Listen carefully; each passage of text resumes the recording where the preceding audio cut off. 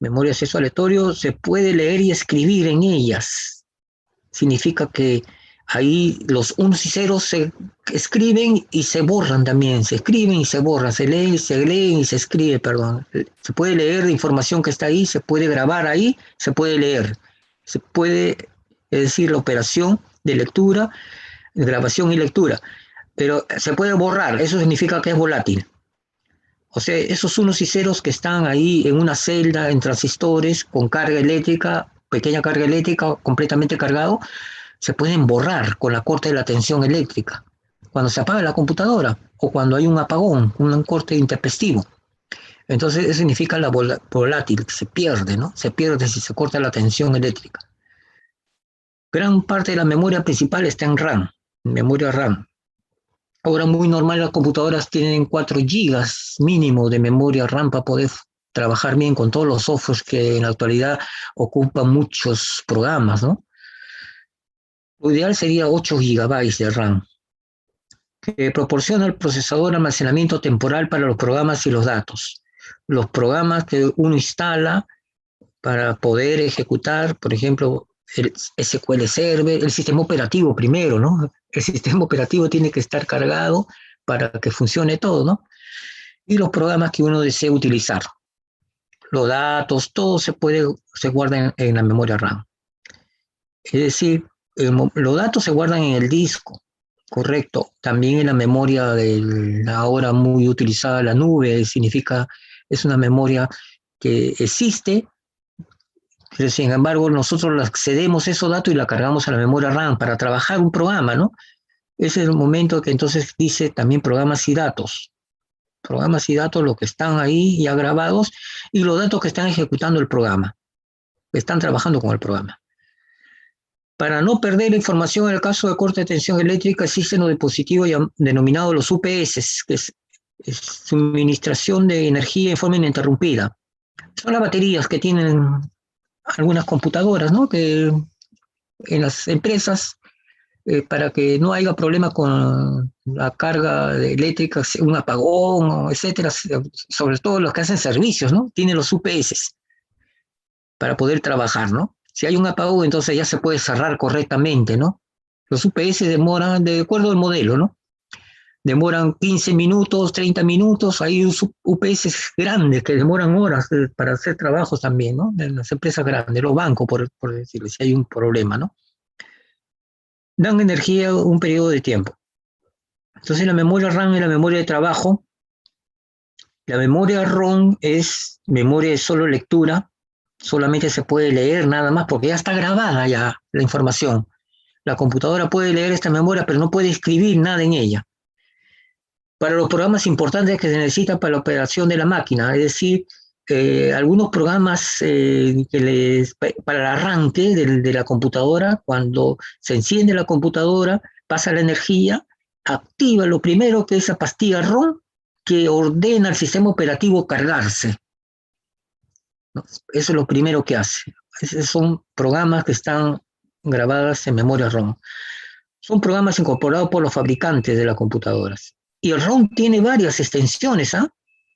Tiene el EPROM, el PRO, el EPROM, el EROM, el PROM y el EPROM, bases. Son estas extensiones bases, que significa haber memoria EROM, Erasable, Read Only Memory, memoria solo lectura borrable. Es aquella que sí se puede borrar porque se escriben los programas, pero el fabricante o de repente cualquier persona puede llevarlo a que graben ahí programas nuevos, que graben datos o juegos, etcétera. Con luz ultravioleta se borra y se vuelve a utilizar. Luego se puede reimprimir instrucciones y datos nuevos por los especialistas. Y se comporta como una ROM, ¿no? El PROM es programable.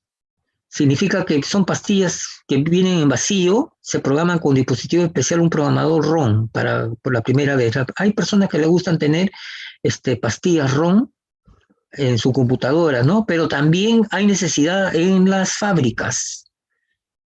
Hay muchos dispositivos que tienen pastillas ROM en las fábricas. Entonces hay máquinas especiales que tienen así su pastilla ROM y funciona, ¿no? Entonces se retiran, se renuevan los softwares y se vuelve o se compran vacías y se programa especialmente el fabricante de esa maquinaria, ya sabe que se actualiza, ¿no? Tiene una grabación y lo vuelven a poner, ¿no? Se comporta como ROM. Solamente le funciona ahí, lectura, nada más, lectura, nomás, la pastilla ROM. Hay las PROM y la EPROM, ¿no? La programable, la PROM y la EPROM, que se borran y se vuelven a programar varias veces. Entonces, hasta estas extensiones que hay en las memorias ROM, aparece el concepto del firmware, que significa parte firme, que no es tan rígido como el hardware ni tan flexible como el software, es un intermedio. Los UCB, por ejemplo, son una variedad de ROM. Son como una EPROM, se borran y se vuelven a programar los UCBs. ¿No? Los UCBs mantienen, ¿no? Cuando se retiran, mantienen los programas, los datos ahí, y se vuelven a programar. Y hay otra variedad de ROM con otra E extendida, EEPROM, que son las memorias flash, ¿no? La memoria flash también es una variedad que existe actualmente. Vamos a ver acá. Las memorias rápidas. ¿Qué cosa es la memoria flash? Es la memoria de lectura y escritura de múltiples posiciones de memoria en la misma operación. En la misma operación hace múltiples posiciones. Esa es la memoria flash. Vamos a ver, vamos a seguir entonces.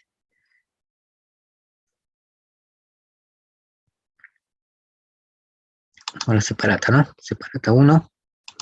Ya.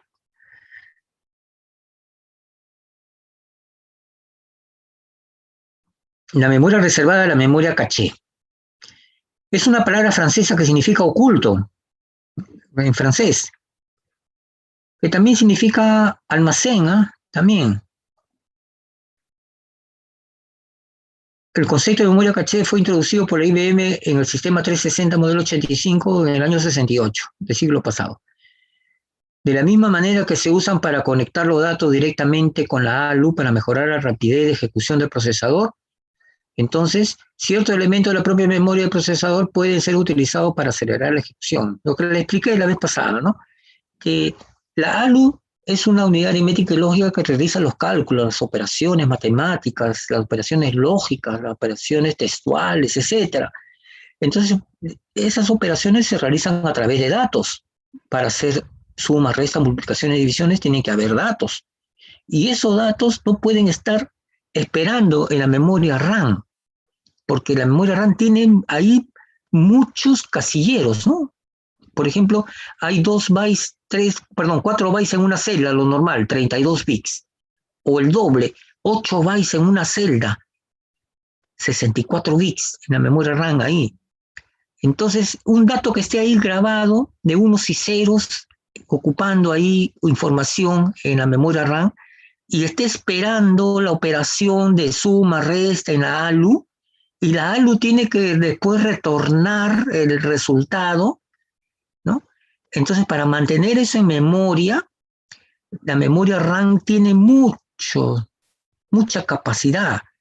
Entonces, el caché, esas memorias de esos datos que están en la RAM pasan al caché temporalmente como intermedio para que puedan trabajar en la ALU rápido. Y la ALU responde ahí mismo en la caché. Entonces, ese resultado que está en la caché lo pone recién en la RAM al final. Si no, sería pues bien laborioso porque la memoria RAM es muy grande. Por eso es una memoria intermedia también.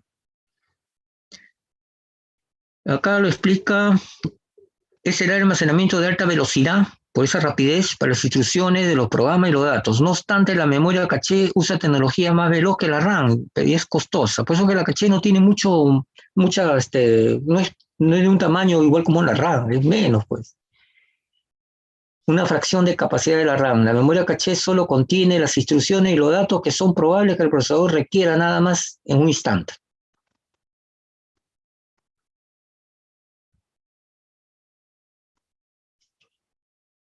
La clasificación del almacenamiento. Toda la computadora posee una unidad de memoria central, la memoria principal, la memoria primaria, tiene todos esos sinónimos. Significa lo mismo, ¿no? Memoria central, memoria principal, memoria primaria, donde está la RAM, ¿no? Esa es la memoria primera, la central, primaria o principal. Se almacenan los datos e instrucciones que están usándose en un momento en la computadora. Esa memoria principal desempeña una variedad de funciones. De la computadora puede expandirse y tiene un límite, ¿no? Son las ranuras que tienen las computadoras para agregar más RAM. La memoria principal tiene varias ranuras vacías y se pueden... La laptop, por ejemplo, viene... la más cómoda la vende con 4 GB de RAM, pero tiene 4 ranuras más para aumentar ahí. Pueden aumentarse hasta 12 o 16 GB, lo que uno desee, ¿no? Para tener más potencia. Entonces, pero digamos, se expande solamente por las ranuras que tienen las computadoras, pero tiene un límite, no tiene más ranuras, ya no se puede. Entonces, se tiene que recurrir a la memoria auxiliar o almacenamiento secundario, ¿no? La memoria auxiliar tiene los siguientes fines. La memoria auxiliar almacena grandes archivos de datos, programas que no se ejecutan en un momento, almacena temporalmente los datos de entrada y salida. La memoria auxiliar es diferente a la memoria principal. Entonces la jerarquía es de menor a mayor. Primero la memoria principal, después la memoria paginada, después la memoria de base de datos y después la memoria histórica. Así viene. La memoria principal, la RAM. La memoria paginada, vamos a ver enseguida la paginación ocurre en los discos. Ahí ocurre la paginación. La memoria de la base de datos en los discos. Están la base de datos que vamos a ver en el curso. Y la memoria histórica. La memoria auxiliar de todo esto es más grande que la memoria principal, que la RAM. Es más grande la memoria auxiliar. Y esto está fuera de línea, la memoria histórica. Y esto que está acá es en línea, ¿no? Memoria principal, memoria paginal, memoria base de datos. ¿Qué significa en línea? Que está en ese momento encendida la computadora, estamos trabajando con esas memorias, ¿no? En cambio, fuera de línea la memoria histórica. La memoria histórica ya está pasando de moda el almacenamiento de la memoria histórica, que eran los discos compactos, los CDs. Ahí se guarda la memoria histórica, ¿no? Se guarda. O los UCBs también, ¿no? O sea, en un momento, si no está conectado el CD o USB, está fuera de línea, ¿no? Pero si ya está conectado, está entrando en línea. Entonces la memoria auxiliar tiende a ser más grande que la memoria principal, la memoria RAM, por la capacidad, ¿no? La memoria auxiliar en discos, acá, memoria paginada y memoria base de datos, estos dos niveles están en los discos, en la computadora. Los discos es un dispositivo que no es memoria principal. La memoria principal es la memoria que está trabajando los programas y los datos en un momento. Los discos donde están almacenándose, donde se almacenan ahí muchos datos, también los programas, sistemas operativos, ahí se almacena. Por eso que los discos se miden hasta en terabytes, ¿no? En terabytes. Y eso se mide en gigas todavía. En gigas se está midiendo la memoria principal. Entonces, más grande es la memoria de acá. Entonces, la memoria auxiliar, llamada así, tiene estos fines. Es más grande porque no todo va a estar en la principal, pues, ¿no? Y hay la comparación humano-computador. La comparación humano-computador, esto es lo que nosotros retenemos en nuestro cerebro. Todo lo que recordamos, todo lo que leemos, estudiamos, todo lo que visualizamos, todo está en nuestra memoria principal. Y todo esto es nuestra memoria auxiliar de nosotros. ¿Qué son? Los libros, los cuadernos, los apuntes, las separatas, la información en internet, toda esa información que es más grande que tiene nuestra capacidad de cerebro, ¿no?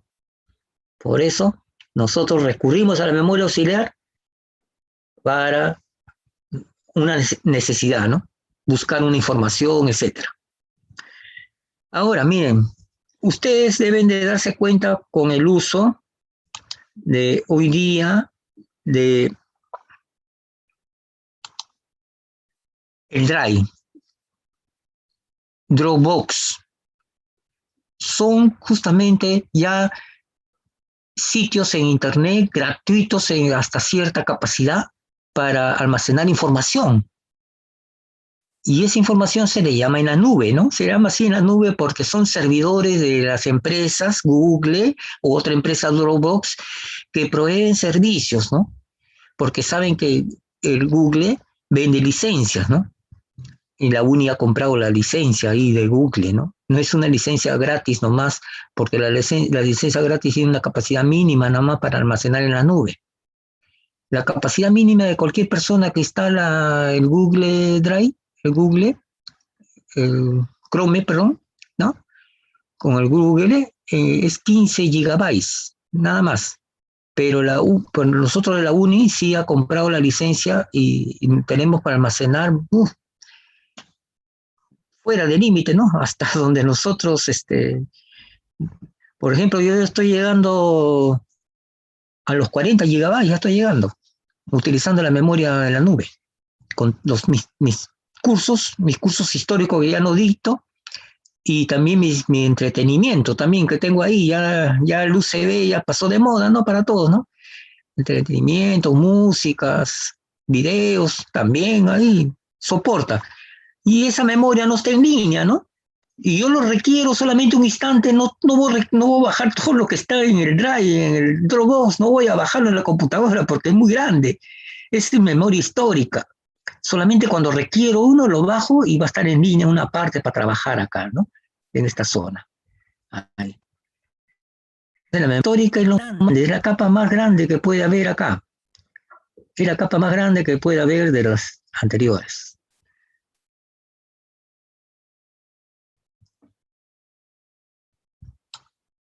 Memoria virtual y paginada. Esto también se puede ampliar este concepto porque es muy importante saber cómo trabaja la computadora con los discos que tienen las computadoras. Hoy día vamos a hacer parte de los discos también. Virtual y paginada. Esto está desde hace muchos años, décadas, desde que se estableció la cuarta generación, año de los 70, ¿no?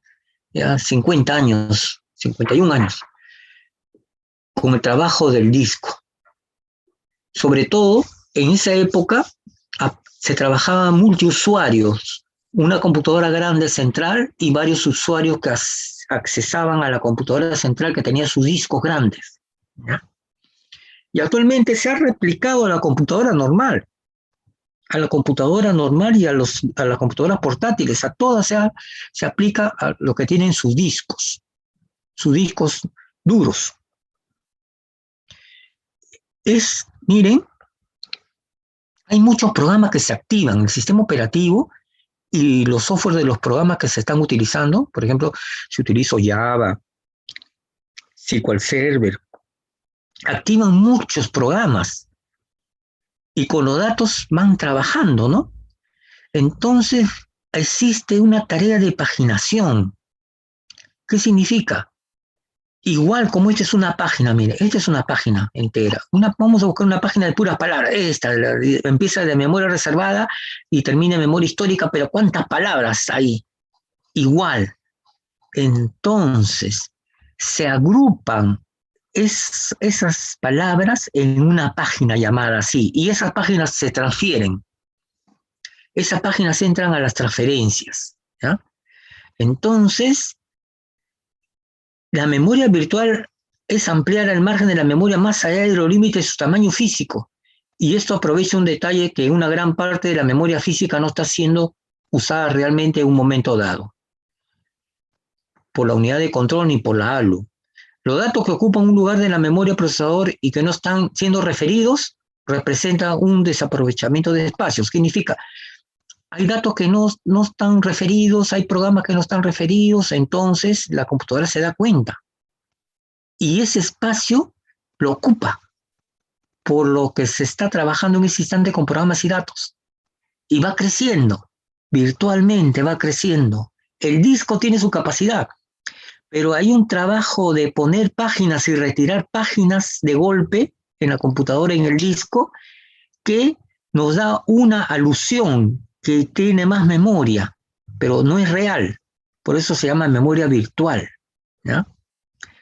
Entonces, es la ampliación de la memoria, se llama virtual porque los usuarios de la computadora no necesitan estar advertidos de un trueque que va a haber, por lo que la memoria parece ser mayor de lo que es. Sobre todo los que trabajan en cliente-servidor. El servidor tiene sus discos grandes y los clientes están trabajando con ese disco del servidor actualmente. Y la paginación también se utiliza en la propia computadora, porque si ustedes hacen el administrador de tareas, ven los procesos ahí que están ejecutándose en el computador, van a ver ahí unas opciones de la pestaña, van a ver ahí el disco, cuando ven el disco y vean cómo la actividad de la paginación que nos dice ahí, las páginas que se van moviendo. Entonces, miren, esos datos contiguos conforman una página, 4.000 palabras. Esta es una palabra, memoria es una palabra, virtual es una palabra, es ampliar. Entonces la computadora también trabaja así con grupos de celdas que son contiguas en trabajar, los agrupa y lo denomina palabras. Y todas 4.000 palabras es un estándar, por ejemplo, para una página, llamada página, por lo cual la actividad de intercambio se denomina paginación. Y lo vamos a ver y explicar mejor en el gráfico que está en el PowerPoint, ¿no? Que, en la lámina, ¿no? Cuando ocurre una instrucción que está siendo ejecutada por el procesador, necesita datos, instrucciones intercambiadas con el banco de datos. La página o páginas necesarias son devueltas a la memoria del procesador, lo cual existe un trueque. Vamos a ver un trueque. Y el ritmo de intercambio se denomina tasa de paginación. Y esto es lo que ocurre. Para acabar esta separata que hemos tenido 3 clases y acaba, ¿no? La memoria real y la memoria virtual, todo lo que da una apariencia de trabajar con más de la memoria real. Sobre todo esto se ve en los servidores, en los discos de los servidores.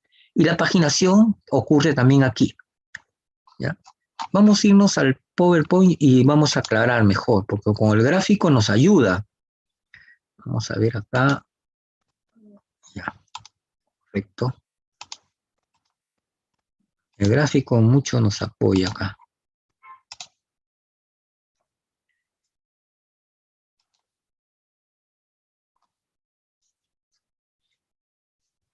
Siempre es bueno saber estas nociones base que son, porque nosotros vamos a trabajar con la computadora, ¿no? Vamos a trabajar en la base de datos con la computadora. Acá identificamos la ranura de la memoria RAM, ¿no? Las memorias que tiene el trabajo, ¿no? Un ratito que está cargando mi PowerPoint, se hace pesado siempre en mi computadora. Tengo que comprar más RAM, añadirle. Un ratito, ya. No crece, ya. Ahora sí. A ver, opciones de puntero, puntero láser. Listo. Entonces la memoria es ahí vemos ROM también. Teníamos que poner en vivo, ¿no? El procesador, el CPU, las pastillas, y este es el diagrama lógico. El diagrama lógico, y acá está la memoria, unidad de memoria RAM, la memoria RAM y memoria ROM, ¿no? Entonces la memoria principal, la memoria principal constituida por memoria central, por RAM y por ROM, que son ya incorporados ya. La memoria caché, la memoria RAM y el procesador, ¿no?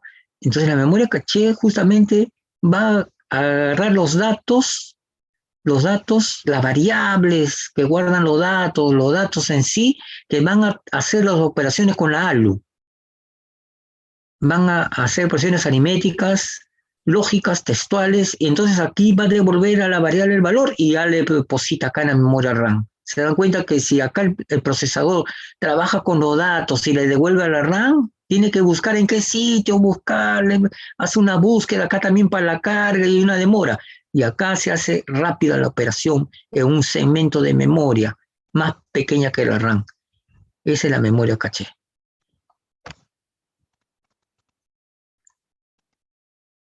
Ese es el diagrama lógico, como son con los canales. Ya sabemos que los VAS son los canales, VAS de datos, VAS de direcciones. Los datos son controlados también por su dirección, dónde está, en qué RAM, ¿no? En qué parte de la RAM, qué cosa es la dirección en la RAM, el número de la celda. Esto está dividido así en cuadraditos, ¿no? Como como una página cuadriculada, una celda, y esa celda tiene su posición, su número, y esa es la dirección. Y el dato está ahí. Entonces son controlados los datos y también en qué lugar de la RAM están. La memoria de caché, entonces, es una memoria intermedia entre el procesador, el CPU y la memoria RAM. Y de memorias, y acá hay celdas múltiples. Ya vimos que acá internamente, acá con carga eléctrica es el bit, el 1, y con poca carga es el 0. Eso es lo físico. Y esto es lo lógico, ¿no? Lo lógico representa la carga el 1, poca carga el 0, y acá hay un byte, ¿no? Y acá está su dirección. ¿En qué lugar? Esta celda que está acá, almacenando 8 bits, ahí, tiene esta dirección 000. Este siguiente 8 bits, que es un byte, en la dirección 1, y así en la dirección 2. Para nosotros así, pero es en binario también, ¿no? Sino para entender lógicamente la posición, lo que es una dirección, que es única, unívoca. No hay doble dirección, ¿no? Es un valor único. 8 puntos de memoria, 8 bits es un byte. La celda de memoria es todo de acá, pero ahora las celdas son grandes, ¿no? 8 bytes, 1, 2, 3, 4, 5, 6, 7, falta uno más. Ahí están los 8, perdón, de 0 hasta el 7. Todo esto es una celda grande ahora, de 64 bits, ¿no? 8 por 8, 64. 64 bits. Y acá tenemos físico y lógico a la vez acá. El transistor con bajo voltaje es el 0 y transistor con un voltaje normal es el 1. Ahí está representado ahí. Acá flash alimentada letra B. Y la celda de 32 bits es acá. Todo ya sabemos que 8 representan un carácter, una letra o un dígito o un carácter especial. 8 bits por 1. Esto representa entonces la A, por ejemplo, la B, la C y la D en ASCII. A, B, C, D, acá están. Miren, en unos y ceros, porque acá pasan circuitos, ¿no? Entre el transistor, acá hay microcircuitos que pasan y activan el 1 y el 0, ¿no? Lo activan, entonces esa es la memoria, lo lee así. La computadora lee que esté cargado o esté vacío, inmediatamente ya sabe los unos y ceros la computadora ya. Ya entiende esto, eso es lo que se almacena, esa es la celda de 32 bits. Y el doble de esto, la celda de 64 bits, 8 bytes, acá hay 4 bytes. Entonces el doble es 64 bits.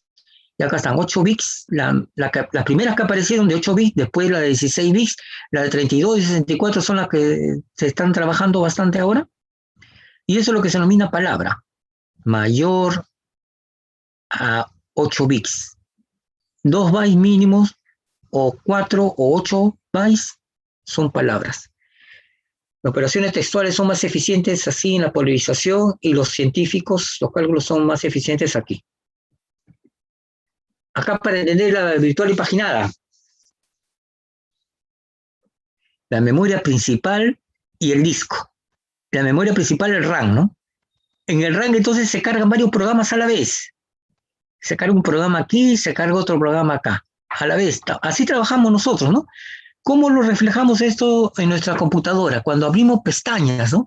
Abrimos varias pestañas, tenemos ahí activas, son programas que están ahí activados. ¿No? Están activados. Y hay uno que estamos utilizando en un momento, una pestaña que hemos abierto ahí con el sistema operativo. Entonces, fíjense, la computadora agrupa esos programas de ahí en palabras, los agrupa. Son datos contiguos. Y entonces se da cuenta quién está usando. Si nosotros tenemos acá en la parte superior varias pestañas abiertas, ya invocadas, pero no estamos trabajando más que con una, podemos trabajar con una. Esa es la que estamos trabajando. Y la computadora se da cuenta que el programa A, por ejemplo, no está siendo invocado. La pestaña A, donde tiene un software ahí, no está siendo invocado. Retira esos datos al disco momentáneamente, lo retira, lo pasa acá a las páginas. Y el programa B, que necesita bastante información, entonces está activado ahí en la memoria principal y el disco le dice, la unidad de disco, acá hay un espacio vacío que no está siendo utilizada esa pestaña, ahí ocupa también el programa B. En ese momento ocupa. Porque el programa A ha sido pasado al disco temporalmente. Ha habido ahí. Entonces el programa B trabaja con más memoria. Trabaja con más memoria. Entonces, ¿qué hace después la persona? Activa la pestaña del programa A. Ah, entonces lo que estaba acá retirado le devuelve. Y lo que está acá en el programa B lo pasa acá en el disco y comienza a trabajar esto con más memoria. Así actúa. Eso es lo que significa paginación. Porque se van paginando en el disco. La memoria no utilizada de un momento se va poniendo acá. Se va poniendo acá la memoria no utilizada. En páginas se va colocando en el disco. Y cuando el usuario lo requiere, lo devuelve. Lo devuelve. Entonces, ¿para qué? Para que crezca la memoria RAM para otros programas. Para trabajar más con la memoria RAM. Eso es lo que ocurre. Y esas transferencias de colocar y retornar es la paginación. La tasa de paginación es el ritmo de intercambio de páginas. Las tasas de paginaciones varían, siempre con los números clásicos, 16, 32, 64, 128, 256 páginas por segundo. Así, los pasa de golpe. Eso es lo que ocurre en las paginaciones. Si ustedes ven el administrador de tareas, ese rendimiento que hay en los discos, van a ver páginas, cuántas páginas están trabajando. Listo. Ahora seguimos entrando a los discos. Vamos a ver.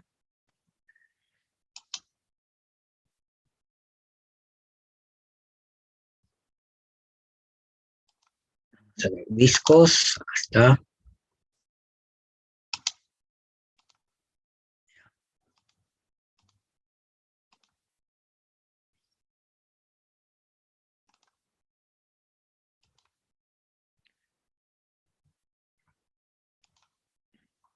¿No tiene ni una pregunta a lo anterior?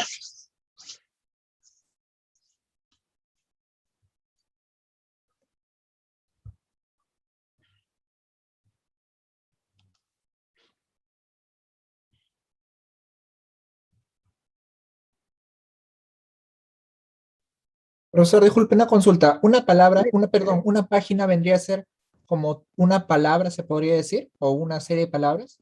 ¿Eso le llamaría una página? Una página 4000 palabras. Y Ya, una palabra es 16 bits, 32 o 64, ¿no? Bits. Las celdas, ¿no? Las celdas son de 16, 32, 64, ¿no? Ahora, más la celda de 32 y 64 bits. O sea, la celda de 4 bytes, la celda de 8 bytes en una celda, con una dirección única ahí. Entonces, esos son, miren, esa es palabra. 64 bits, 32 bits es una palabra. Y la página son 4000 palabras. Es como la página que hemos visto de la separata. Hay cuántas palabras hay ahí en una página, ¿no? En el Word sí podemos marcar y nos sale el número en la parte inferior izquierda, cuántas palabras se está utilizando, ¿no? En forma igual. Entonces, palabra es una unidad grande, ¿no? 4000. Es la página es de 4000 palabras. Y una palabra es 64 bits o 32 bits ahora normalmente. ¿Ya? Eso es. Esto vimos nosotros la clase pasada, el prefijo ISO y el prefijo de computación, donde el kilo es 1000, pero en computación no es kilo, es K. No sé, pero se pronuncia, dicen kilo, dicen mega, se confunde. Solamente van a ver especificaciones técnicas con esta letra, no lo ven con esto completo. ¿Ya? 1024. 2 a la décima, ¿no? 2 a la décima, ¿está bien? 2 a la décima, 1024. Y un mega es acá M, 1024 por 1024. Giga es 1000 megas en el ISO. Y giga es 1024 por el mega de acá, pero no es giga, es G para la computación, para que no se confunda, porque mira, el resultado no da igual, ¿no? A cada 1000 y a cada 1024. Y ya sabemos la razón. ¿Se acuerdan cuando hice la comparación de los ancestros? Los padres, los abuelos, los bisabuelos, siempre van ahí incrementándose. Entonces miren la celda, miren, partiendo de una celda de 8 nada más básica, 8 bits, 2, 16 bits, el doble, 32, el doble, 64, el doble, 128, el doble, 256, el doble, 512, el doble, 512, 1024. De ahí viene. De ahí viene de justamente agrupar esa cantidad de bytes. De agrupar los bytes, viene cuáles son los grupos de bytes exactos más cerca a 1024. Y ese es el K en computación, el giga. Nuestra memoria RAM básica de 4 gigabytes que tenemos es 4 por 1024. Entonces, miren, este mega representa 1024 por 1024. 1024 por 1024, 1024 al cubo. Nos sale, ¿no? 1024 por 1024 en bytes nos sale. Es una cantidad grande, ¿no? Nos sale. Y acá el mega, que es 1.000.000, acá nos sale 1024 por 1024. Más de 1.000.000, ¿no? En bytes, si hablamos de bytes, más de 1.000.000. Pero se presentan con M. Esos son los prefijos distintos que hay, que son los prefijos de computación y los prefijos ISO. Ahora, para la transmisión de datos, ustedes saben también que ahora con Internet, con las redes, se transmiten los datos, ¿no? Van viajando por segundo, KB bytes por segundo, es la medida que hay en Internet, ¿no? KBPS, bytes por segundo. Entonces, también entran los prefijos ahí. La cantidad de bytes que viajan, entonces, en transmisión de datos, sí es con el ISO. Ahí viajan 1.000, viajan a ver, 100K, que es 100 por 1.000 bytes por segundo. Ahí sí viajan en cantidad, porque son cantidades de bytes que viajan con el prefijo ISO en el viaje de Internet. Pero esto es en el almacenamiento, en las memorias. Estos prefijos en computación es para almacenar en los discos, en las celdas RAM, en los ROM, en las celdas, ahí se utiliza estos prefijos. Y estos, sí, completos se utilizan en la transmisión de datos. Así viajan por kilo, por mega, por giga, por tera. Así viajan en las redes, ¿ya? Existen comparaciones, existen ahí. Ahora vamos a hablar de los discos. Discos magnéticos, conocidos también como HDD. Disco duro, ¿no? Hard es duro, disco duro, dispositivo trae, ¿no? Disco duro. Ya. Tienen una antigüedad, ya tienen 60 años ya. Aparecieron en los años 60, los discos magnéticos. Se han ido, claro, mejorando con capacidades, cada vez mayor capacidad, y también los dispositivos también mejores, ¿no? Miren, esta es su unidad. Este es un solo disco que hay en las computadoras normales, un solo disco, pero también tenemos así varios platos así en los servidores grandes o en las computadoras grandes. Tenemos ahí varios discos ahí. ¿En qué consiste? Esto gira a gran velocidad. La velocidad de giro es en revoluciones por minuto. En el siglo pasado empezaron con 1.000 revoluciones por minuto. Ahora llegan a 15.000, 20.000 revoluciones por minuto que giran. Es bien rápido. Unidad de movimiento que tiene. Tienen, miren acá, un dispositivo que se acerca y comienza a leer la información. Escribir y leer, las dos operaciones. Y tiene otro dispositivo acá, míreme. Dos tiene, ¿no? Cada uno tiene su función. Acá tiene las unidades electrónicas, aquí, y tiene sus comunicaciones con sus puertos al CPU. Acá con sus puertos y con sus canales, la información que se está ordenando grabar, que se está ordenando leer, pasan por los puertos en bits, en bytes, y se llevan al CPU, a la memoria principal, etcétera, al trabajo. Se lleva. la memoria de trabajo. Entonces, estos discos duros son tan antiguos y su material así es magnético porque aquí está el color real, óxido de hierro. Está muy claro, pero es un poquito más oscuro, marrón oscuro, el óxido de hierro. ¿Qué característica tiene ese elemento óxido de hierro? Con electricidad magnetiza, hay magnetismo con corriente eléctrica. Por eso son los discos magnéticos, denominados así. Por eso que están encerrados. Esto solamente acá se ha descubierto, pero está tapado, protegido, porque hay millones de campos magnéticos aquí. Muchos campos magnéticos van a ver por la información. Entonces los HDD tienen todas las computadoras, ¿no?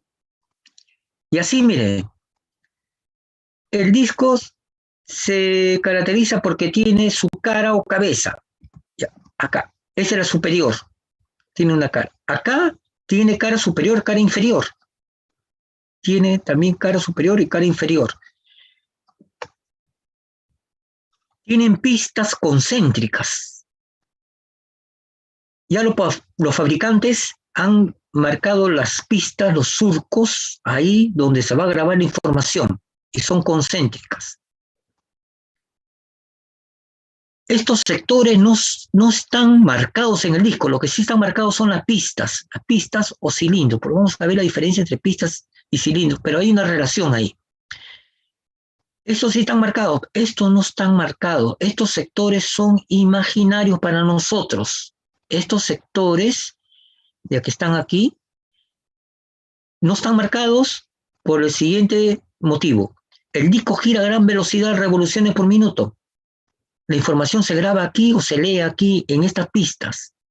Estos sectores son referencia, como es un espacio tan grande para grabar y leer en el disco, por eso imaginariamente son sectorizados.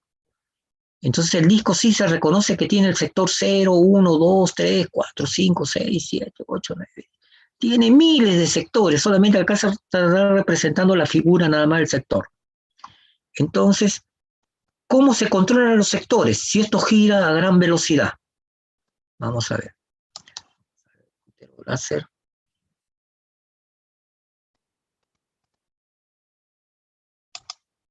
Esto gira a gran velocidad. ¿Cómo seca el sector? Por esto, miren. Este va a leer, a grabar. El cabezal le llaman. Este que está acá, cuando el disco está apagado, ¿no? Y hace su primer movimiento, cuando hace su primer movimiento se enciende la unidad de disco porque se requiere que se cargue el sistema operativo, que funcione la computadora, se requiere, pues, ¿no? Cuando se hace el encendido, este se hace con una luz, acá hay una marca. Entonces cuando está girando, ahí lo controla, y acá hay un dispositivo de memoria acá, que inmediatamente con un punto de referencia sectoriza todo el disco imaginariamente, todo el disco. Esto lo sectoriza ya sabe y lo controla quién es el sector 1, 2, 3, 4, 5, 6, ya lo sectoriza ya. Gracias a este dispositivo que es el temporalizador, se llama así, temporalizador, porque hay una marca que tempora, que significa ahí, que cuando arranca se da inicio, lo alinea, y entonces ya sabe la posición de los sectores en el disco, ya sabe. Esto lo controla, tiene su unidad de control propia acá también, su unidad de control propia tiene. ¿Y por qué son los sectores? A ver. Un disco tiene gran capacidad de almacenar los bytes. ¿Qué significa almacenar el byte? Las letras, los dígitos, los caracteres especiales, en unos y ceros. Los almacena, ¿no? Entonces, tanto es el espacio que puede almacenar que el sistema controla qué información se graba, por ejemplo, en esta pista y en este sector de acá. Ya lo tiene, porque ya está marcado imaginariamente el sector por ese temporalizador. Ya está marcado. Esa es la referencia. Entonces, ¿por qué se utiliza la palabra sector. Igual como en los distritos grandes que hay en nuestra capital Lima, hay distritos inmensos que tienen sector 1, sector 2, sector 3. ¿Se dan cuenta por qué es tan inmenso? Cuando una persona va a buscar a una amistad por primera vez, tiene que darle bien información, ¿no? En qué calle, avenida, en qué sector le tiene que dar, ¿no? Para poder ir a visitar a la persona, ¿no? Es una referencia, por eso también el dato que está grabado acá, en este momento, que se graba por primera vez, ya el sistema que ya empezó a girar y ya con el temporalizador lo marcó, sabe en qué sector está. Ya saben qué sector está la información. Eso es lo que ocurre, por eso se sectoriza esto con este dispositivo de acá. Tenemos así entonces el cilindro. El cilindro ocurre con esos varios platos que están acá, estos de acá, cuando son en los servidores grandes o en las computadoras grandes. ¿Qué es lo que ocurre? Son varios platos de disco, pero miren, toda la primera pista, toda la segunda, tercera, miren, toda la pista que está acá, hay un cilindro imaginario con esa misma posición, por eso le llaman cilindro, ¿eh? Entonces un cilindro es el conjunto de pistas de varios platos. El conjunto de pistas de varios platos es un cilindro. Entonces ahí, pistas tiene la misma posición del cilindro. Acá está el sector marcado, cabezales, acá como existen varios platos, existen varios cabezales. Este es un peine con varios cabezales. Aquí. Acá se nota ahí la figura. Cara 0, cara 0, cara 1, porque se utiliza el de arriba, se utiliza la cara de abajo, se utiliza la cara de ahí, la cara de abajo, la cara de arriba y la cara de abajo. Y el cilindro. Así. Entonces el concepto de cilindro son pistas de una misma posición. Imaginariamente constituyen un cilindro. Por eso que hay esa relación, pistas-cilindros, esa relación. Cilindro lógico imaginario, ¿eh? Tenemos acá el disco, tenemos varios platos y ahí conforman un cilindro, conforman ahí. Pistas 1, pista 1, superficie 0, la de arriba, superficie 1, la de abajo, para la superficie 2, superficie 3, superficie 4, y todo ese conjunto con estos peines que están ahí leyendo ahí, justamente la información, leyendo, grabando, están con referencia a un cilindro.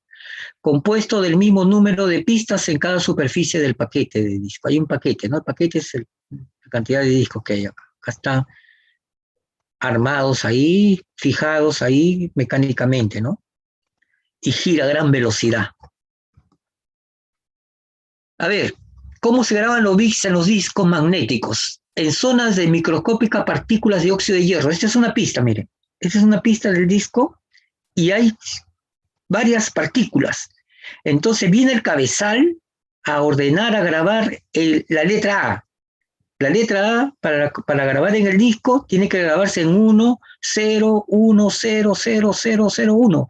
8 bits en el código ASCII. Esta es la letra A. Entonces, se acerca el cabezal y dice, hay un conjunto de varias partículas, pasa corriente, magnetiza para el 1, pero magnetiza en campo positivo. Pasa acá, con una pequeña carga nomás, lo magnetiza en negativo, el 0. El siguiente, magnetiza con corriente, el 1. Campo magnético positivo es para arriba, el 0, campo magnético negativo para abajo. Entonces miren, 1 de acá, está acá, el 0 de acá, está ese campo magnético, el 1, siguiente 1 en ese sentido, los 4 ceros siguientes, todos 4 ceros para abajo, negativo, y el último positivo. Entonces se dan cuenta cómo se guarda la información en campos magnéticos de la letra A. Y ese peine es el que recorre este de acá. Este es el que hace la magnetización, se acerca y magnetiza este peine de acá, cabezal, ese cabezal. Y así, todas las partículas que hay en las pistas concéntricas, así campos magnéticos, y como están sectorizados, imaginariamente la computadora ya sabe en qué lugar está la información que se está grabando ya sabe. todo lo que son nuestras variables, nuestros datos de los programas, son guardadas así en el disco. Todo el contenido del software, de un software, perdón, de redundando, SQL Server, C++, Java, se graban acá, en unos y ceros, así. Los unos y ceros se graban en esta equivalencia, ¿no? Campos magnéticos. Así se guarda, por eso le llaman discos magnéticos. Acá tengo, miren, acá se tiene esta vista. Acá está el cabezal ese que ocurre en la grabación, los sectores imaginarios y cómo se graban los datos almacenados en la pista. Pista 0, la siguiente pista 1, pista 2, etcétera. El sector 1, el sector 0, el 1, el 2. De acá está el punto de temporización, ¿ves? Un puntito y acá está el marcador de temporalización. Ahí está bien registrado ahí. Entonces se determina la dirección del registro de la superficie del disco donde se encuentra el número de pista y el número de sector. Entonces la información que se está grabando acá, ya se sabe en qué sector está, en qué pista está, en qué número de pista. Y eso conforma lo que es la dirección. Lo que le dije, igual como los distritos grandes de nuestra capital. La dirección tiene número de calle, el nombre de la calle, su número y el sector. Tiene todos esos datos completos, igual. Acá tiene el sector, la pista, la cara, si es cara superior o cara inferior del disco. Esos datos conforman la dirección. Y el punto de temporización, que ahí el punto de partida, cuando se alinea ese temporalizador que marca, ese marca todos los sectores ya. Ese marca así lógicamente, imaginariamente lo marca. Y el disco lo controla, sirve para control, ¿no? De la información. El concepto de dirección. El concepto de dirección de un registro grabado en el disco. Uso de los parámetros de número de pista, número de superficie, perdón, N sub, número de superficie, número de pista o cilindro, número de pista o número de cilindro, número de sector o clúster, número de sector o N clúster. Dirección es la combinación en binario de número de superficie, número de pista o número de cilindro, o número de sector o número de clúster. ¿Qué cosa es un clúster? Igual como en la ingeniería industrial se conoce clúster a agrupaciones de empresas de un mismo tipo, ¿no? Por ejemplo, el clúster electromecánico o el clúster mecánico. Ya, el clúster mecánico está en el cono norte, ¿no? El clúster de la industria de muebles en el cono sur de nuestra capital. El clúster textil en Gamarra. El grupo de empresas, ¿no? De un mismo tipo. Son los denominados clústeres, ¿no? Esta palabra clúster. El clúster es la agrupación de varios sectores. Ejemplo 16. Por ejemplo, acá, varios sectores de acá, porque son miles de sectores en el disco, ¿eh? Son una gran cantidad. Entonces, un grupo determinado, 16 sectores, es un clúster. Y eso también va a servir para la dirección, pues, ¿no? O número de sector o clúster va a servir. Esos son los parámetros. Los parámetros que se utilizan para reconocer la información que se está grabando en el disco, porque tanto es el espacio que hay en el disco que se va grabando al azar. La información acá se está grabando aquí, se muestra, pero se está grabando por aquí, por acá, por todos lados se está grabando. Miren, no va esto rotando a gran velocidad y donde encuentra un espacio vacío, ahí graba un registro, un grupo de datos, ¿no?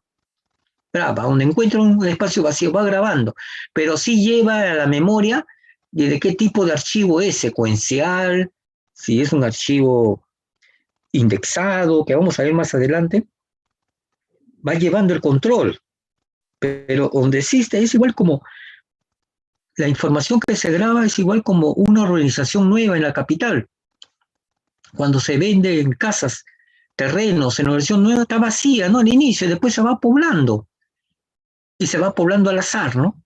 Igual, los datos se van poblando aquí al azar. En el lugar donde el cabezal encuentra, se va moviendo y encuentra, va grabando un registro, va grabando otro, va grabando. Entonces, es muy importante estas referencias para que no se pierda el dato, ¿dónde está, no? ¿En qué sector está? ¿En qué pista está? ¿En qué superficie está? Si es multidisco, la superficie superior o la inferior. que equivale a cilindro, ¿no? Entonces, esos son parámetros para ubicar la dirección de un registro grabado, ahí está, registro grabado. Es igual como los domicilios que tenemos todos, ¿no? Toda persona tiene una vivienda, entonces tiene su número de calle o avenida, su nombre de calle, nombre de avenida, el número, distrito es el dato, ¿no? Porque dar una dirección así ambigua, por ejemplo, Avenida Grau 133, ahí encuéntrame, en la Avenida Grau. En la Avenida Grau hay en el centro de Lima, hay en Barranco, hay en todos los distritos casi la Avenida Grau. Tiene que darse el nombre del distrito también, ¿no? Exactamente así. Los datos tienen que guardan todos estos parámetros para poder ubicar a un registro que está grabado en el disco. Esos son los parámetros, la superficie superior o inferior del disco, el número de pista del disco o el número del cilindro cuando es multidisco, el número de sector, N sector, o el número de clúster, cualquiera de los dos. Entonces la dirección es la combinación de todos estos datos, ¿eh? Número de superficie, número de pista, o número de cilindro, número de sector, o número de clúster. Así, para recuperación, ¿no? Porque se están grabando y se van a recuperar. Bueno, luego aparecen, hace 30 años, en la década del 90, los discos ópticos, que ya pocos se están utilizando, pero se requieren algunos procedimientos, por ejemplo, en la universidad, en la uni. Algunos profesores en clases presenciales, en los trabajos, piden también la grabación en CDs, ¿no? En las tesis que se hacen en titulación profesional, titulación profesional, maestría y doctorado, hasta ahora exigen presentar el volumen de tesis y también los CDs del contenido de la tesis, con más información, que son los documentos, etc.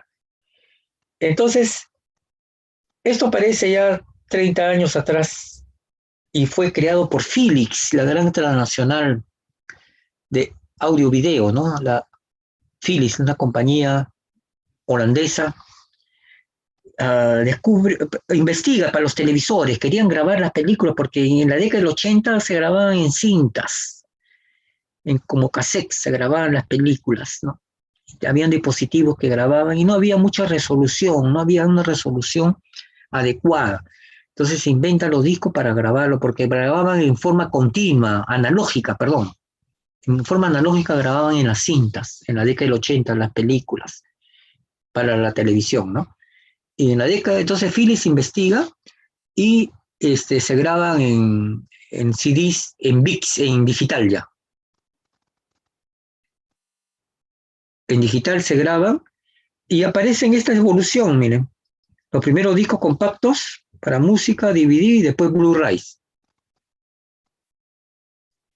Actualmente, ¿no?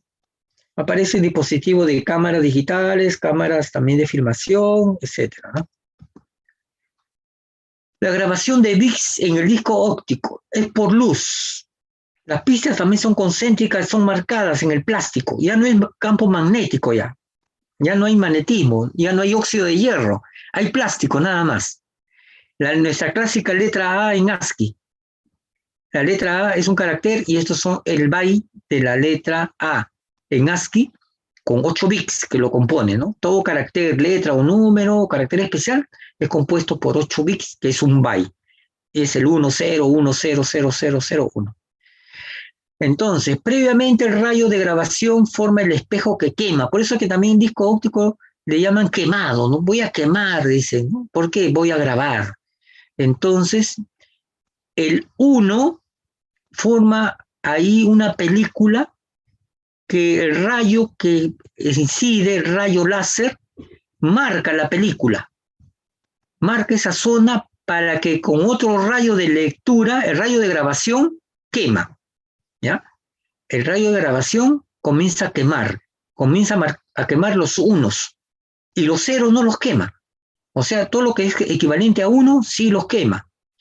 Está con color celeste, acá, de esto de acá, ¿ves?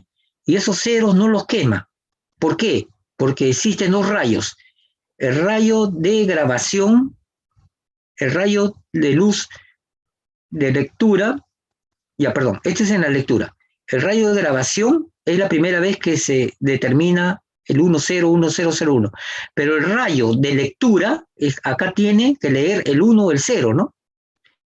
Cuando el rayo de lectura empieza acá, esta película refleja porque el 1 ha quemado como un espejo, ha formado como un espejo, entonces el rayo rebota, entonces para la computadora le notifica que es el 1. Viene el rayo acá siguiente, como este de acá, no refleja, es el 0. Y así, el que refleja es el 1, no refleja 0, por eso acá está, refleja es el 1, no refleja es el 0. Así es físicamente cómo se graba y cómo se lee la información en los discos ópticos. Refleja, no refleja, es con rayo de láser. Y en la primera vez, cuando se graba la información, forma la película, el espejo, para el 1, y no forma el espejo para el 0, para que refleje o no refleje. Y así ha ido evolucionando, miren. CD, DVDs, DVD de alta definición y Blu-ray actualmente, ¿no? Porque se venden todavía las películas, ¿no? Es un negocio que venden las películas en los CDs, ¿no? Para el entretenimiento, la televisión. En las computadoras también entran, también, ¿no? Las que tienen su CD para ver las películas. Y así, miren, esas películas, esas películas reflejantes o espejos que marcan, miren, ha ido evolucionando en tamaño. Acá es NM, nanómetros. Nanómetros, miren. Corto, largo. En el DVD se hacen más pequeños, ¿no? Acá, este es para el 1, este es para el 0, digamos, ¿sí? Para la diferencia.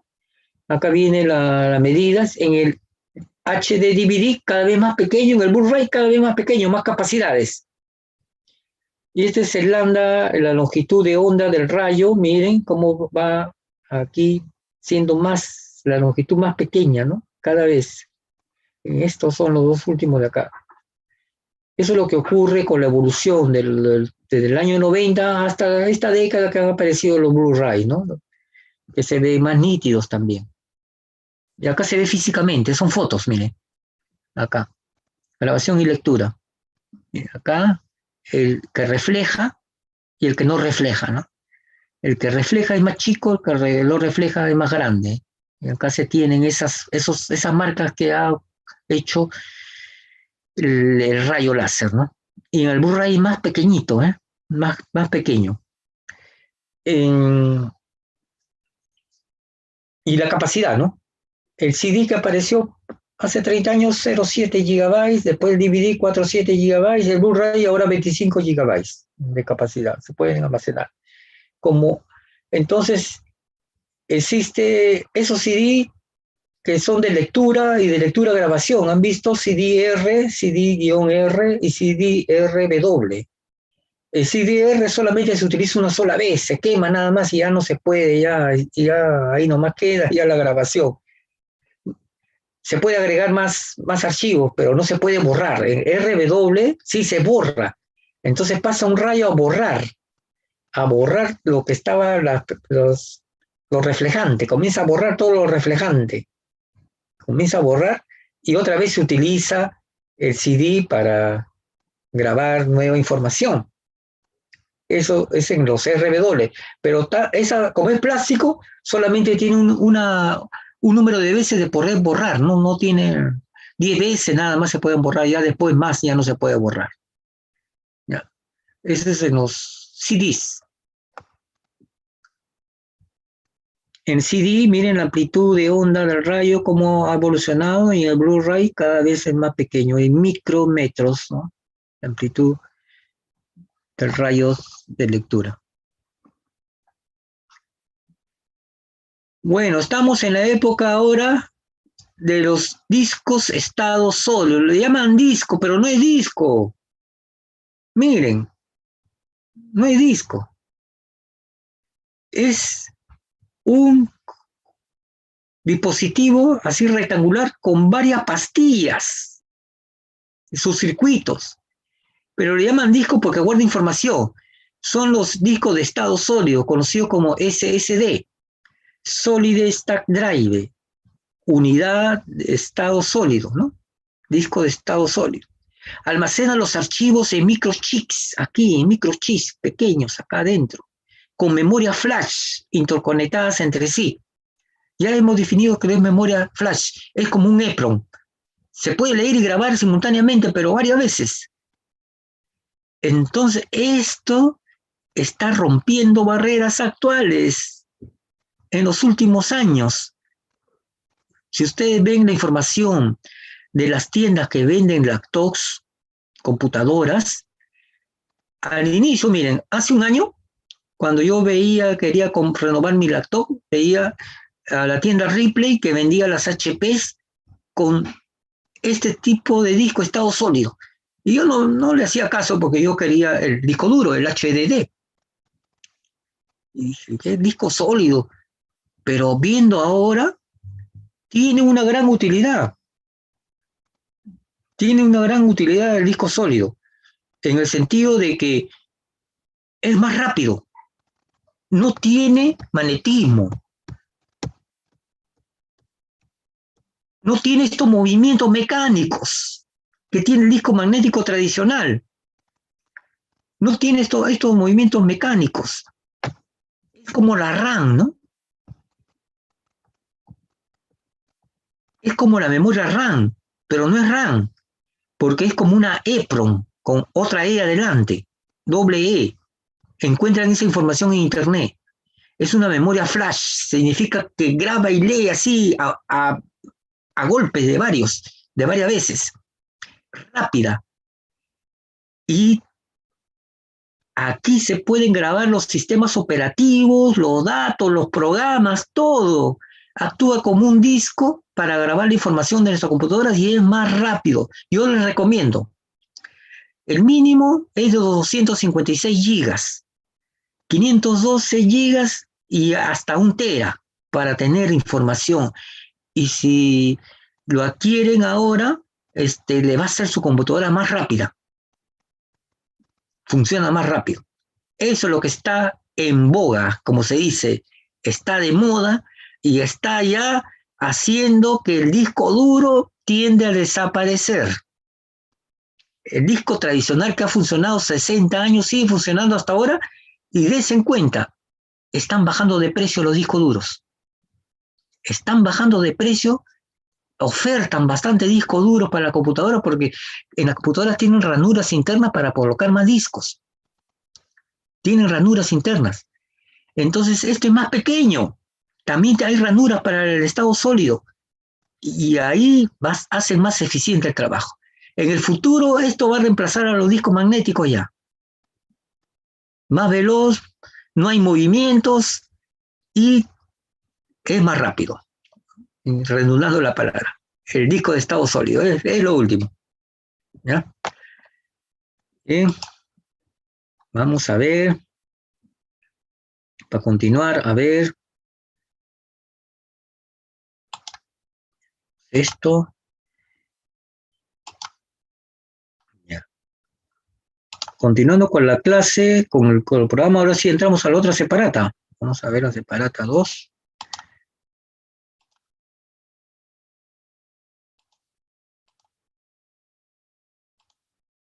¿No tienen preguntas? Profesor, ¿el SSD tiene alguna desventaja? ¿Cómo? ¿Perdón? Diga. ¿Tiene alguna desventaja el SSD contra el disco duro? No, ahora, como te digo, están incorporando más. Se trabaja con los dos óptimos, ¿ah? Trabajar con los dos es bien óptimo. La desventaja que puede tener es que dicen la garantía que tiene para uso de 1.000.000 de horas. Imagínense, ¿no? En cambio, el disco magnético sí hace los campos magnéticos, y dura más, ¿no? El disco duro dura más. En cambio, como es una tecnología veloz y de microchip, sí tiene para 1.000.000 de horas. O sea que depende del uso que uno lo haga a la computadora. Va a depender del uso. Eso es lo que dicen los fabricantes. La desventaja, no, hay más ventajas que desventajas, ¿eh? En rapidez. ¿Otra pregunta? No, profesor, gracias. Ya.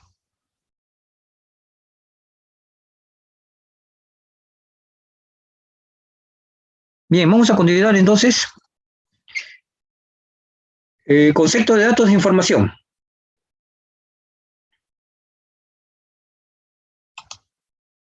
¿Visualizan? ¿Me confirma si visualizan? ¿Se ve? ¿Se ve la separata? Sí, profesor. Ya, muchas gracias. Ya. Concepto de datos de información. Ya, entonces aquí ya nos alejamos de la parte física de la computadora porque ahora sí nos vamos a entrar para hacer nuestra base de datos. Para construir nuestra base de datos. Con estas palabras y estas nociones ya que nos alejamos del hardware y vamos a trabajar ya con esta separata hasta donde alcancemos hoy día, ¿ya? Vamos a ver, de ahí vamos a terminar hasta las estructuras actuales.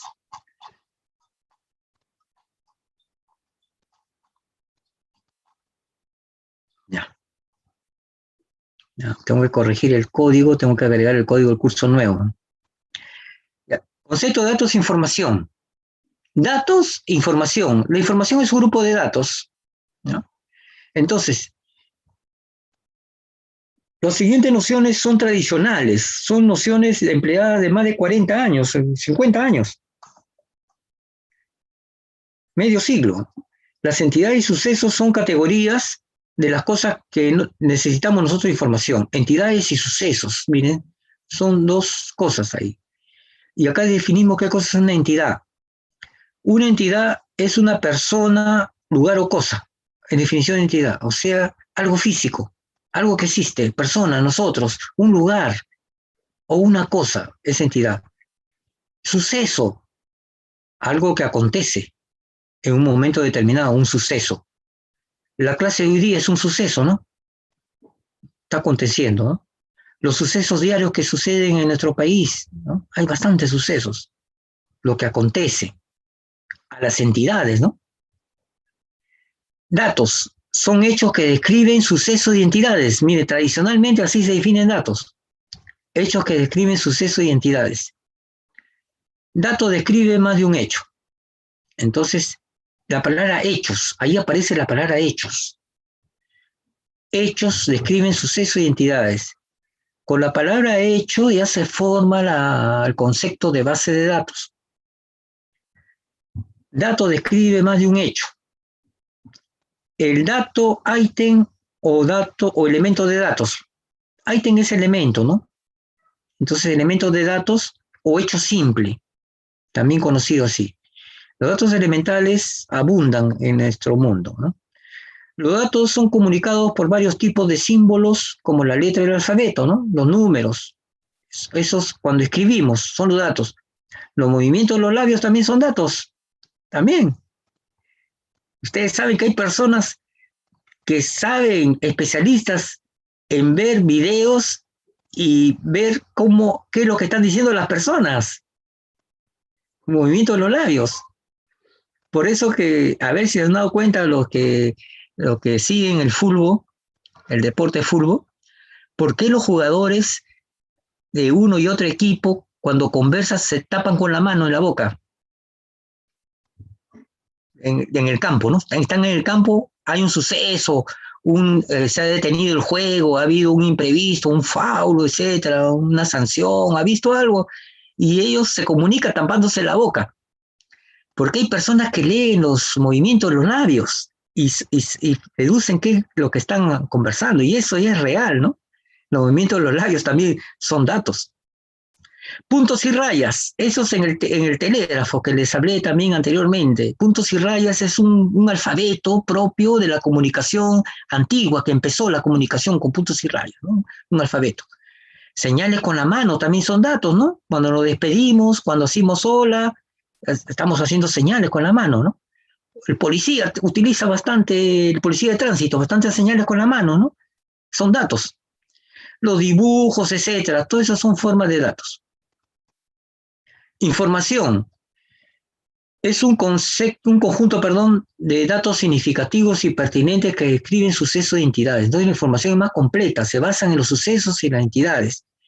Son datos significativos, grupos, conjunto de datos.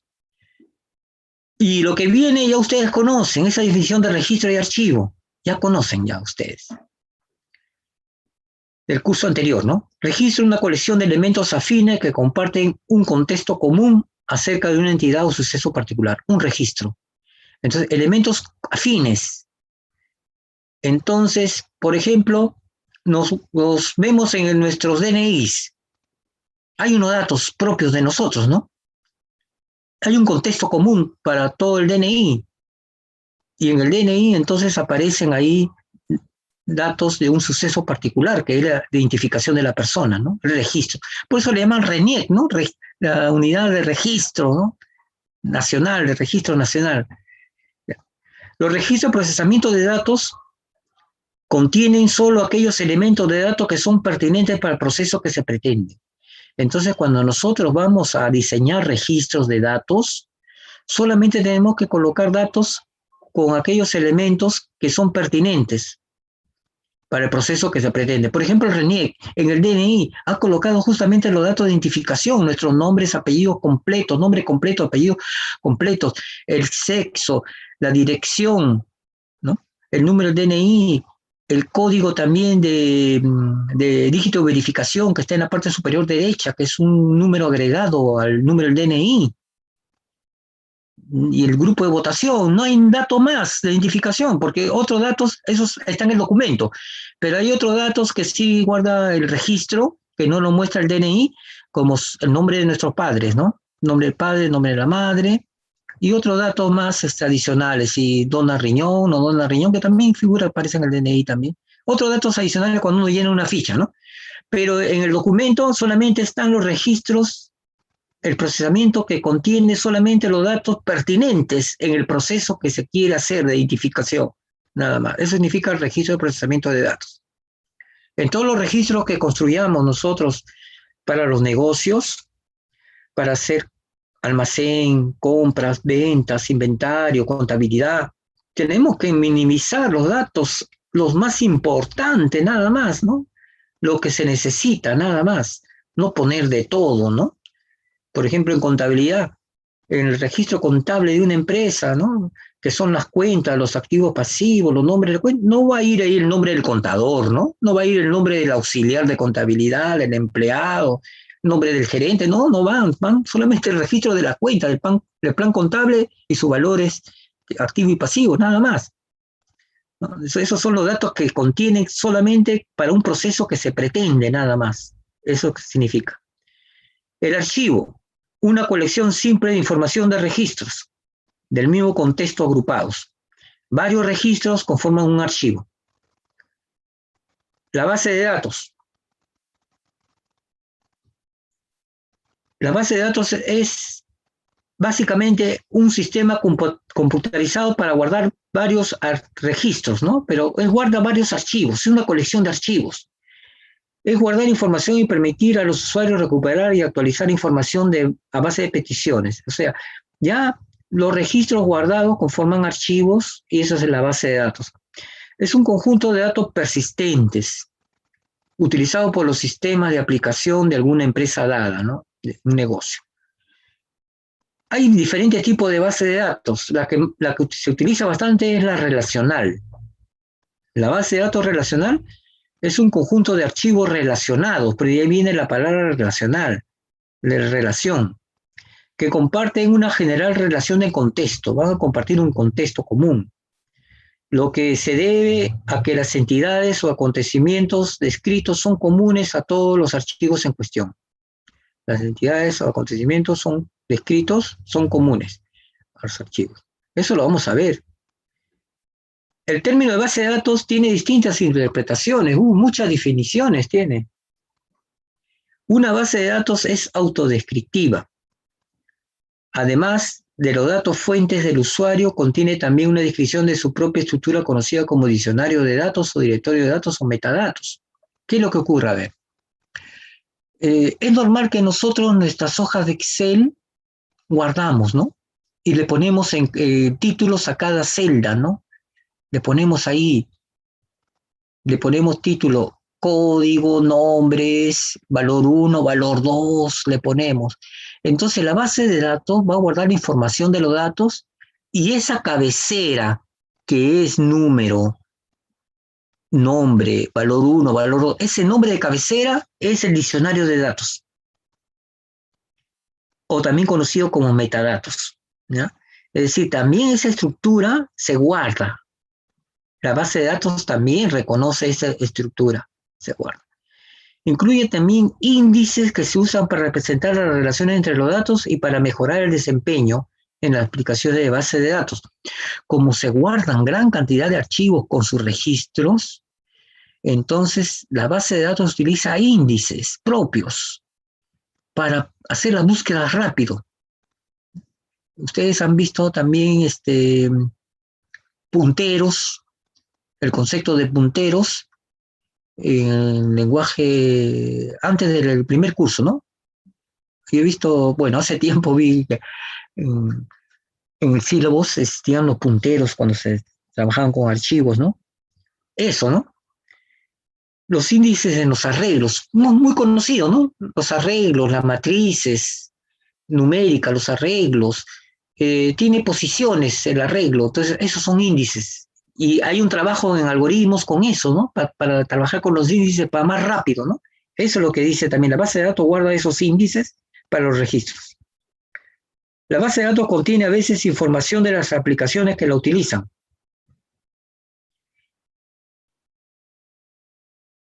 Tiene mucha información la base de datos. La estructura de la forma de entrada de datos o de un reporte es parte de la base de datos.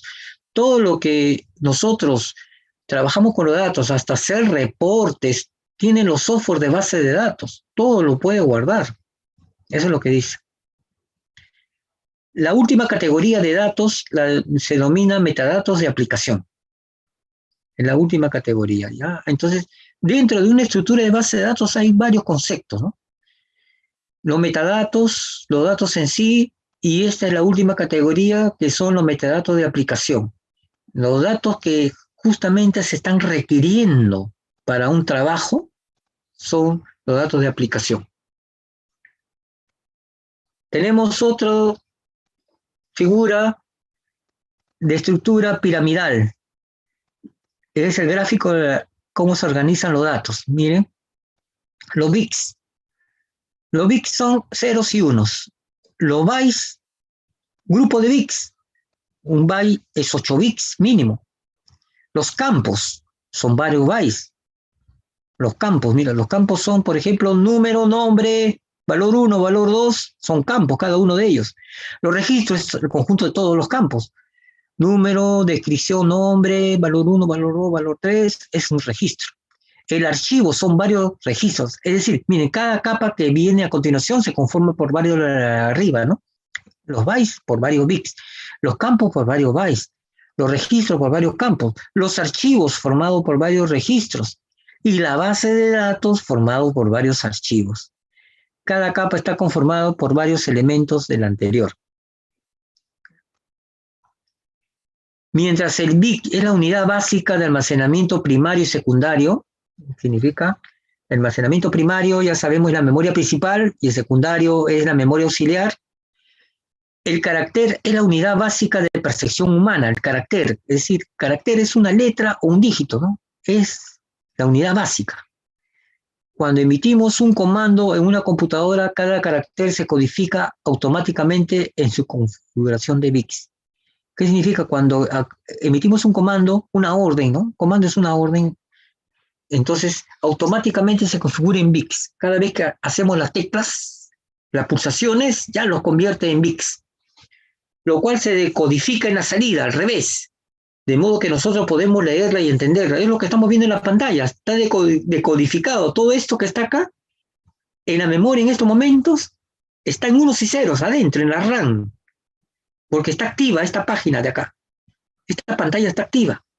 Y todas estas letras que están acá están en el RAM en equivalentes de unos y ceros.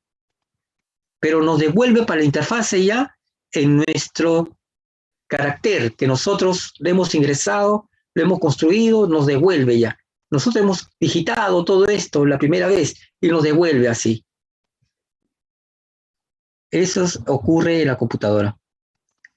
Cada carácter es lo mismo que un byte, correcto. El campo es el nivel más bajo del que podemos sacar algún significado de los datos. Significa una unidad de información, ¿no? Un campo. Un número, un nombre, valor 1, valor 2, etcétera, es un campo.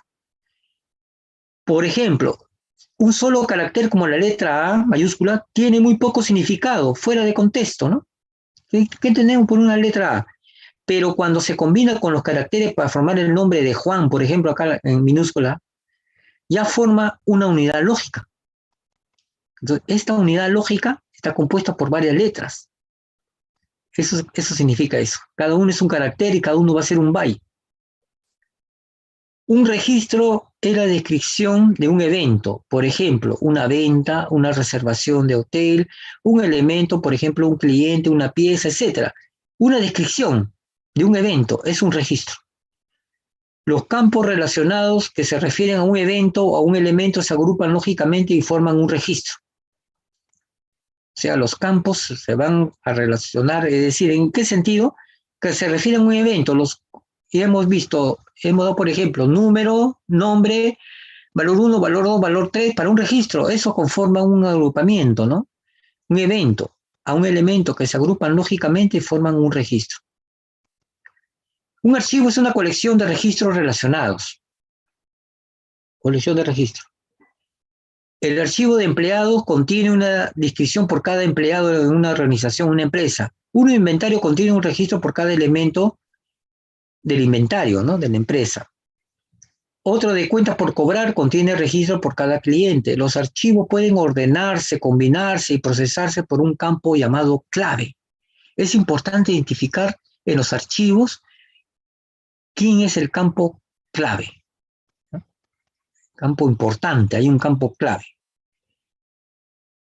La base de datos es la fuente de datos integradas en un sistema de información. En esencia, una base de datos es una colección de archivos, básicamente, grupo de archivos, que de algún modo se relacionan entre sí en forma lógica. Se relacionan los archivos. Esto es, un archivo puede contener varios vínculos lógicos que identifican a uno o más archivos que contienen información relacionada. Dentro de un contexto de varios archivos se relacionan esos archivos. Y esto es una base de datos.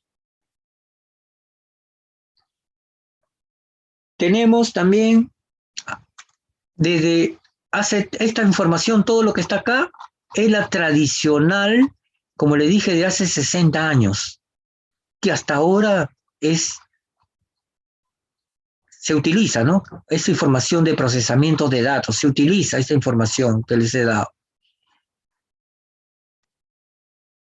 Hace 30 años aparece la teoría orientada a objetos. En los años 90 aparece los conceptos de objetos y metodología orientada a objetos. Vamos a hacer solamente un preámbulo, nada más corto, nada más. Los objetos es cualquier cosa, real o abstracta. Objeto con entidad. Se parecen, el objeto de identidad se parecen como cosa, ¿no? Pero acá viene una información un poco más abstracta, digamos, acerca del almacenamiento de datos y los métodos que controlan dichos datos. Un objeto tiene también su método que controla dichos datos. El almacenamiento de datos en el objeto y su método que controla dichos datos. Un tipo de objeto es una categoría de objeto. Un objeto es una instancia de un tipo de objeto. ¿Qué cosa es una instancia? Un valor. Un valor de un tipo de objeto. ¿Ya?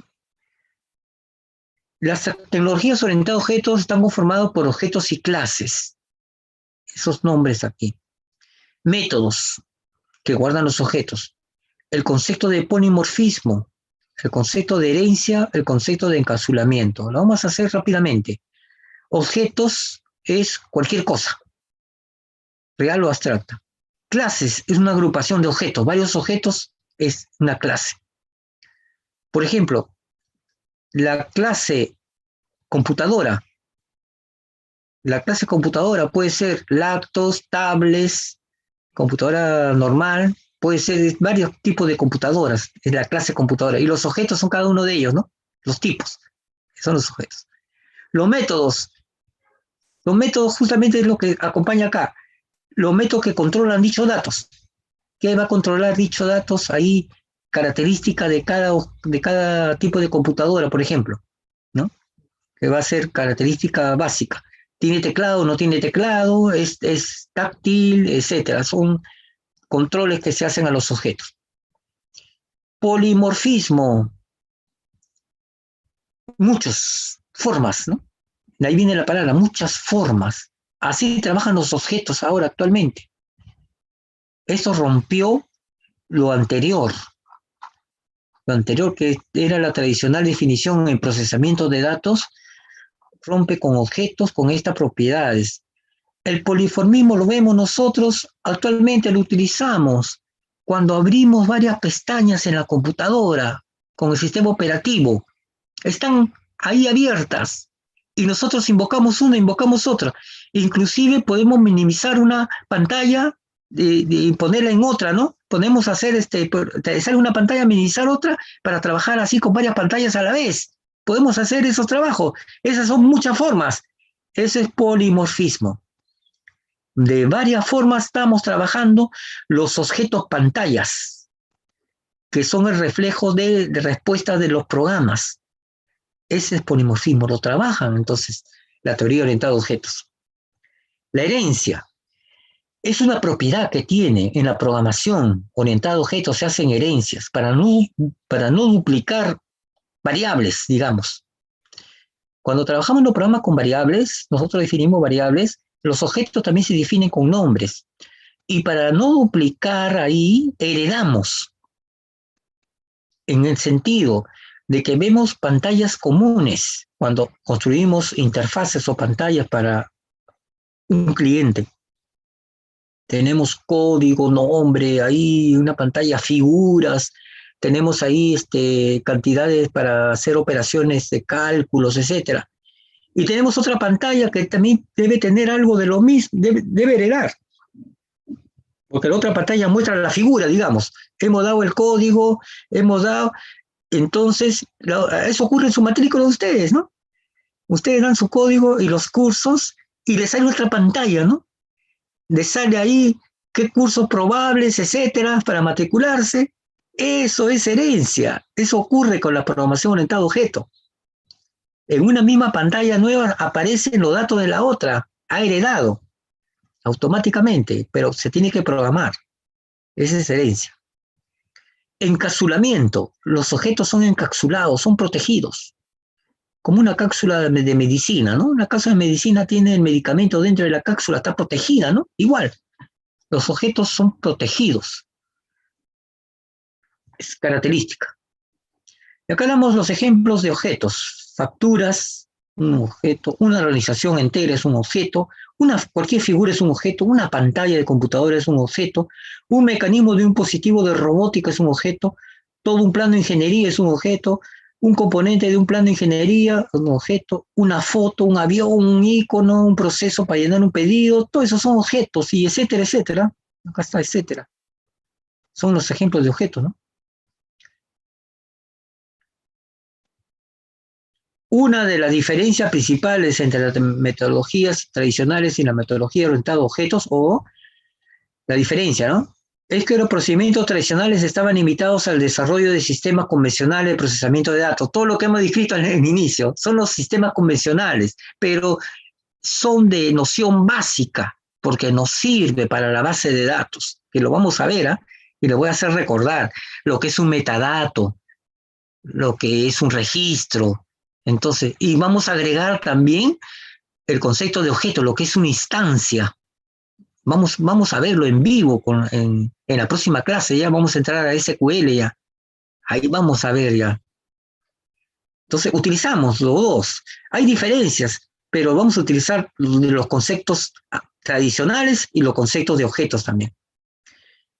Por otro lado, la metodología orientada a objetos pueden utilizarse para desarrollar cualquier tipo de sistema, se instrumente o no el sistema con tecnología orientada a objetos. Para cualquier tipo de sistema. De manera conceptual, la orientación a objetos se ha llegado a interpretar de una forma más general, porque la orientación objeto es una forma de organizar nuestros pensamientos en relación con nuestro mundo. Actualmente ya todo se organiza con objetos, ¿no? Una organización se basa en los tipos de cosas, objetos dentro de nuestro mundo. Igualmente podemos definir los atributos de estos tipos de objetos. Definimos los atributos. Las operaciones que se llevan a cabo entre estos tipos de objetos también. Las reglas que se basan en ellos, el aprendizaje de los mismos en máquinas. Se puede emplear orientado a objeto como un procedimiento para organizar e interconectar muchas tecnologías de software diferentes que existen con la orientación a objetos. Todo entonces se está trabajando con orientación a objetos, internamente con los programas. Si ustedes tienen afición a la programación, en el C++ ya trabajan con objetos, con clases y objetos. Por eso le llaman C++, a diferencia del C tradicional. El Java, el lenguaje Java trabaja con objetos. Así, varios lenguajes de programaciones de páginas web, PHP, trabaja con objetos. El Python, el último lenguaje que se está imponiendo bastante, trabaja con objetos, ¿no? Entonces, es la tendencia actual de programación, ¿no? La orientación a objetos. Lo vemos en base de datos también, en nuestros paquetes, en nuestro software de base de datos, SQL Server, Oracle, MySQL, Progress, hay muchas bases de datos, ¿no? Que utilizan internamente la orientación a objetos y también los conceptos tradicionales. Bien, disposición de física de los registros de datos. Ya, esto lo vamos a hacer en la próxima clase, porque esto necesita una comprensión un poco más lenta y en 10 minutos no va a ser ¿no? Lo vamos a hacer nosotros, la próxima clase, esta disposición. Bien, ¿tienen alguna pregunta hasta ahí? ¿Alguna pregunta relacionada? Pregunten nomás.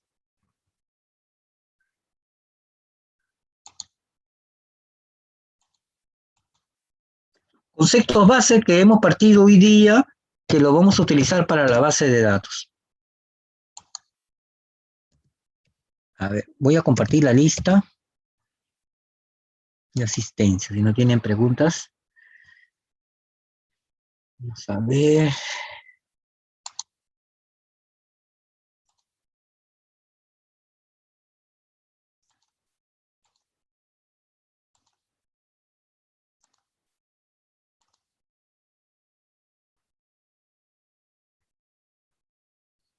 En mi curso anterior, por eso me demoré, porque me pasé de la hora en el curso anterior, de 6 a 8.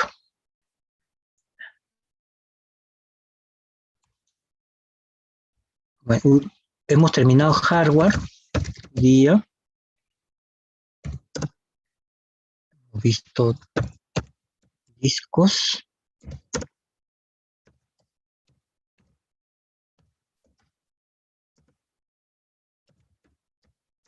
Datos e información.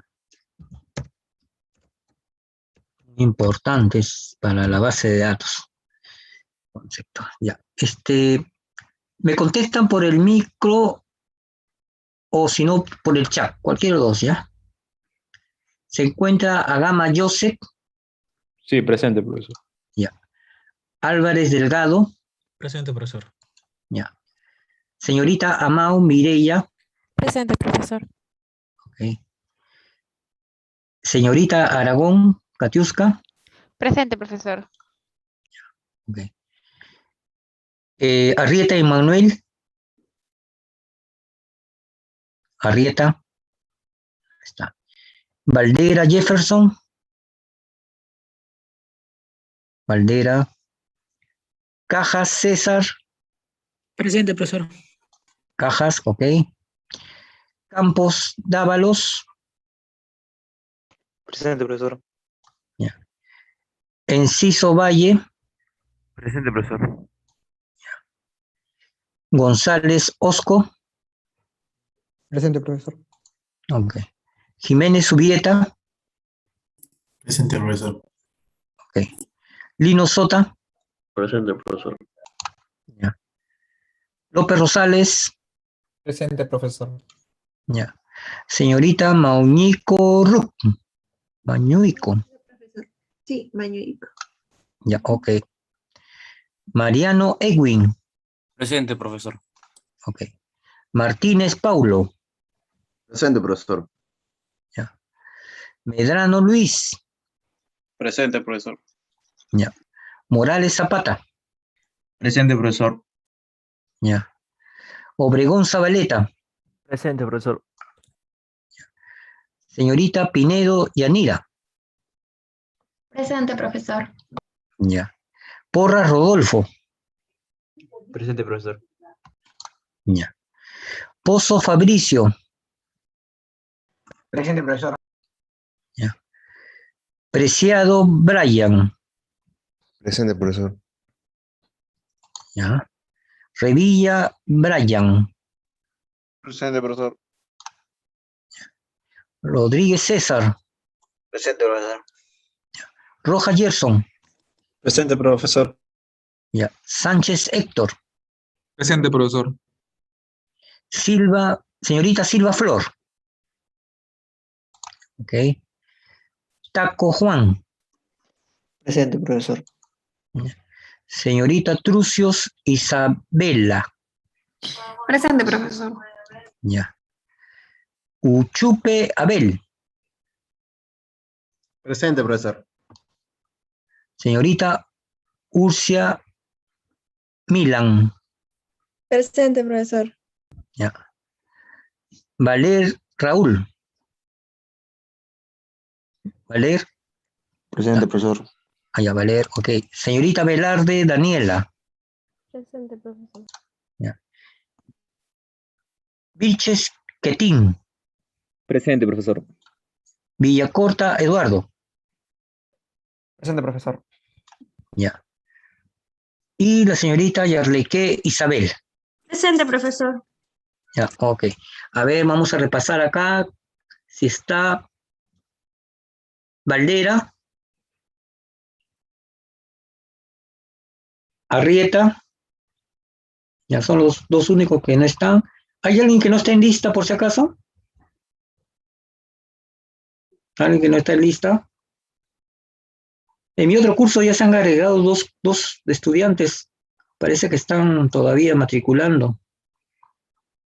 Por si acaso hay alguien que está fuera, avise.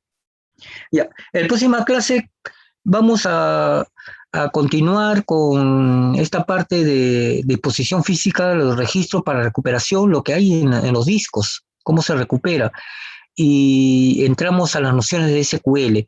Y también vamos a elegir el delegado, así que vayan pensando ustedes, entre ustedes que se conocen, la persona que va a ser delegado, inclusive puede haber una terna para hacer la convotación, si no hay una sola persona, entonces varios candidatos, es lo más democrático. Y el delegado sí va a formar su grupo WhatsApp, porque están pidiendo ahí, visto en el chat, que quieren hacer un grupo, correcto, el delegado debe ser, ¿no? Que vamos a elegir el día miércoles, ¿ya? ¿Alguna pregunta?